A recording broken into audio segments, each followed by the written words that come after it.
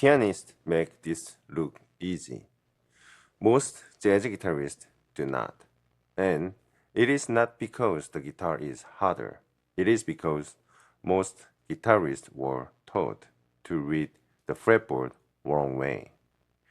In the next 7 minutes, I will show you what pianists see, what Wes Montgomery used his whole career, and then I will send you to 2 videos where you can hear it happening on real recordings.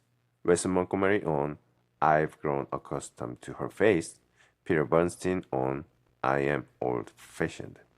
Today is the principle. Those 2 are the proof. This is not a guess. One student of mine, 2 years of jazz guitar before she came to me, sat through her 3rd session, and after we connect one chord voicing to one solo phrase, she put her guitar down and said, "It is shocking to me that chords and solo phrase are the same thing. No one ever told me that." She is right. Almost nobody is told that. Pianists never had to be told.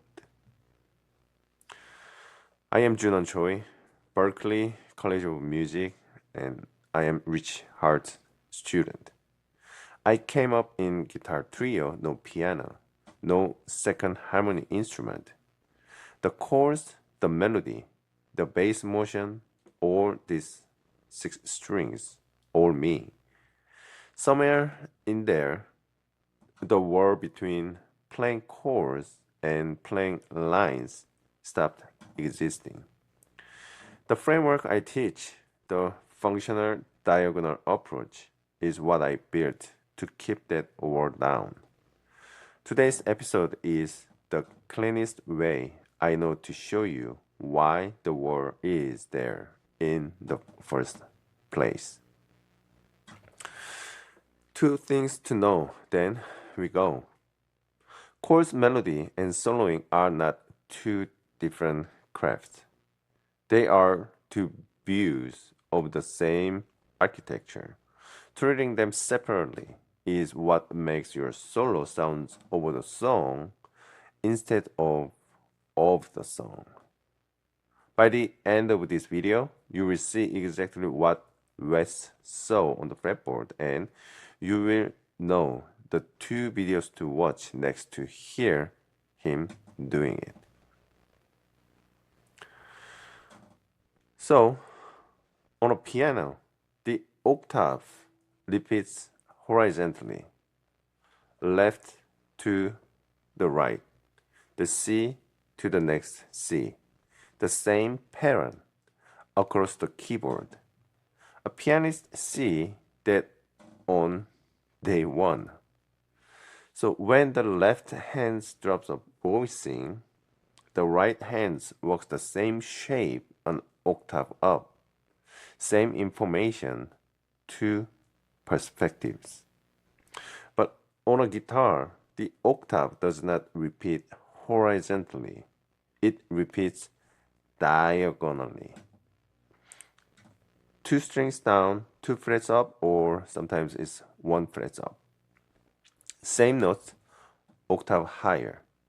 Follow that diagonal across the neck and it keeps going. Almost no one is shown this. Instead, the lesson is boxed scale. Position 1, position 2, position 3. Once you have memorized the boxes feel like home, and moving between them feels wrong. That is not a talent ceiling, it is a missing map. So what I mean by that octave down and octave up is I see many even jazz guitar players playing minor blues phrases.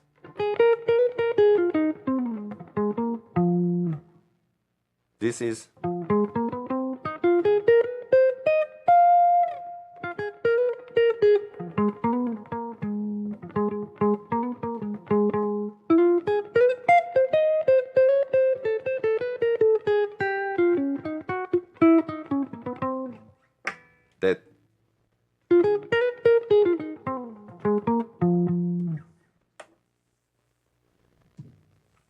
same structure, octave up and octave down. That is not advanced. That is just the structure. Wes already knew where the next octave lived before his hands got there. In the next step, you will see this exact same diagonal show up, but with chords, not single notes. So, share voicing and drop two voicing, root, third, seventh, first, the share voicing. The minimum unit that defines a chord. The pianists learn these voicings in all 12 keys and they call it Bill Evans A form and B form. But on guitar, almost nobody teaches this as the foundation. They teach it as an advanced thing. But this share voicing should be the foundation. This is not advanced stuff. So these are the curriculum gap, not talent gap. So when I'm playing all the things you are in the share voicing,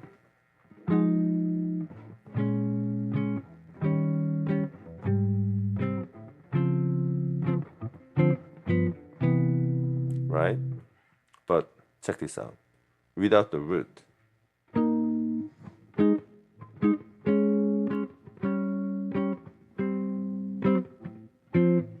Did I play the right? Oh, I played the second F. My bad. First F.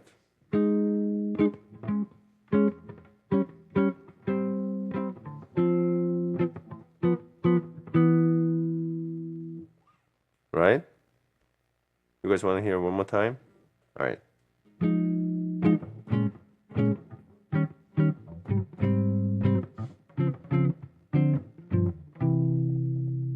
And then without the root.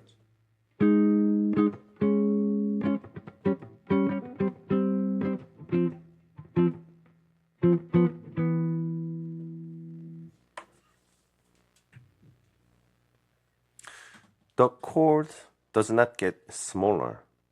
It gets cleaner. The space is open. And inside that space, a line is already living.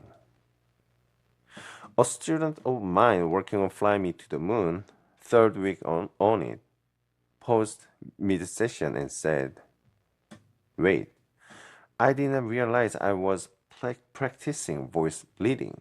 I thought I was just learning the song." That is exactly the moment I want for you.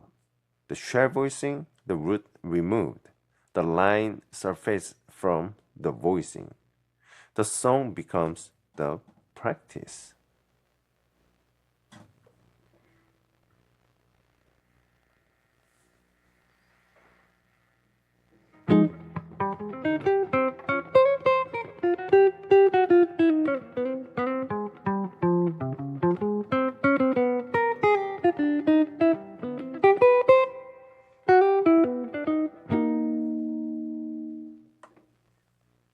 So I just played the same progression of the two shapes, the west line and the Django line. Let me show you one more time.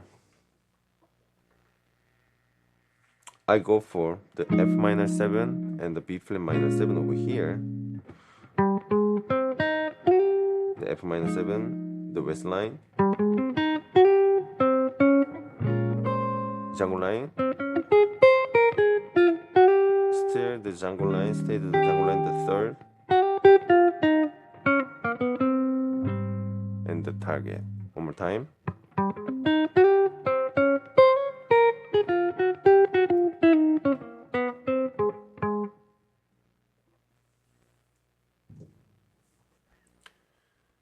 These two shapes, the west line and the Django line, are not divided by chord function. Both can show up anywhere. What decides which one you are playing is voice leading. The chord moves, the voice leading pulls toward the closest tone, and that pull picks the line. It is not a conscious choice. When the structure is clear in front of you, the line works itself out.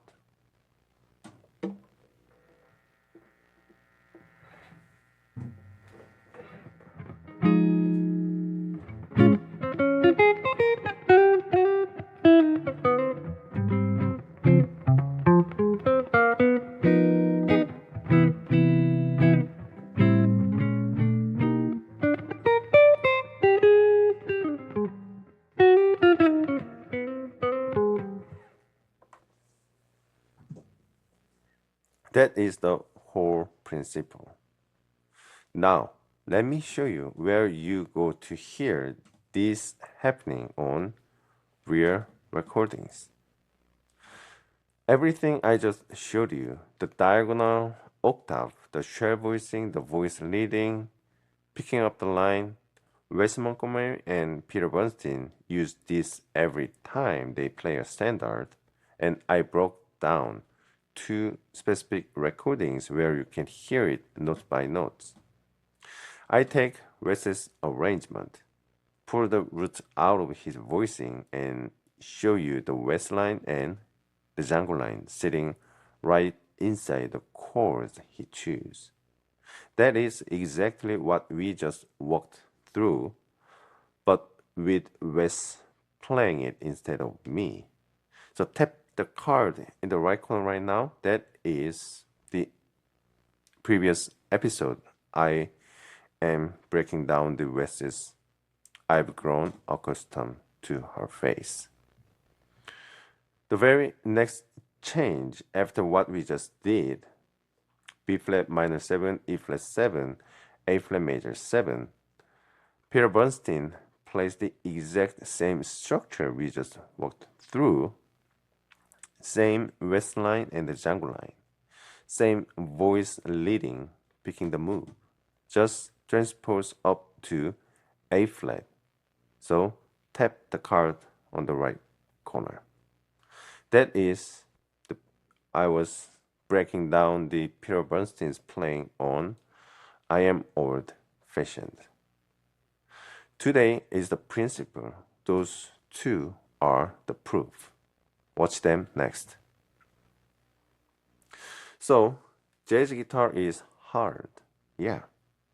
That part does not change. But there's a difference between hard because you have no map and hard because you are reading a map.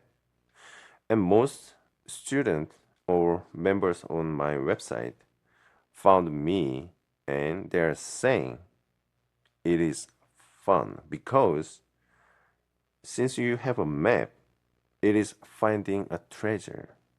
You just need to go on yourself and looking at what is connecting to you, that will become your voice, not just copying anyone else. So many guitar players, they stop learning guitar in first month. The Fender guitar, they get the data. 90% of the first learner, they stopped learning in first month. So I'm pretty sure why that happened. But my members who following my curriculum, they said it becomes fun again following my curriculum, trying to find out what is inside of this matrix, but they have the map. So you are now truly finding the treasure, that your own voice on the fretboard.